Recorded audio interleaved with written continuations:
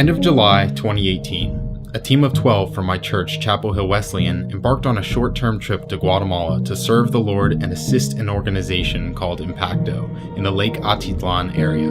Our pastor, Drew Bush, has been working with this organization actually for much longer than the time he's been a pastor at our church, 15 years ago to be exact.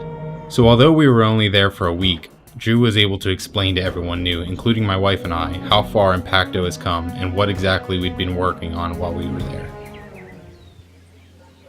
Impacto Ministry is a Christian organization that mainly serves in Guatemala through many different avenues. In San Juan La Laguna, many people struggle to feed even their immediate family. Happy Tummies is an after-school program that ensures elementary school children are nourished, hygienic, and have access to local doctors. The children are also taught about Christ and many different vital lessons from the Bible. Abuelitos is a similar program that assists the elderly, many who are grandparents and still only speak their native Mayan language. In fact, Abuelitos literally translates to little grandparents. These are primarily the two programs we were able to assist with while we were there, but trust me, there was plenty to do.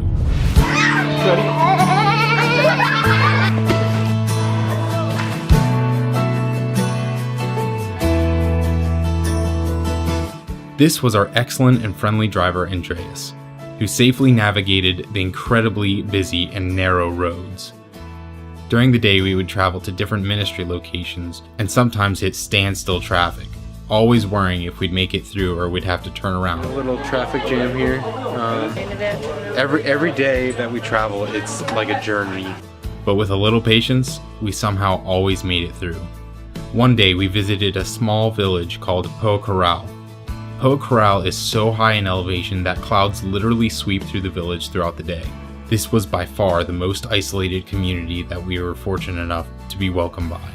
There, our team and a team from Indiana played games, gave a Bible lesson, and delivered hats, gloves, and socks to the locals. It is much colder that high in the mountains. In the days following, we visited homes and gave them gifts, played music, and prayed together about their jobs, families, and living conditions. Of course, there was a language barrier, and all of this would be nearly impossible without a translator. Meet Jesus.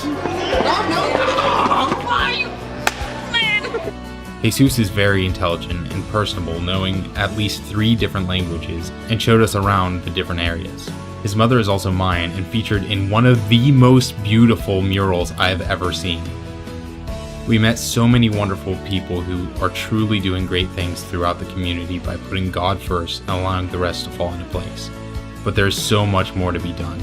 Towards the end of our trip, we were able to pray over a new piece of land called the Promised Land, where Impacto plans to build their next facility, which is to replace the property we stayed at and hopefully grow the ministry in ways we can't imagine. I think it's safe to say that we've all learned a tremendous amount about each other and about ourselves on this trip.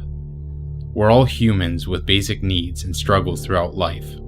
Hope is important to make those different struggles worth persevering. To find that hope and to be made new is what it means to be a Christian.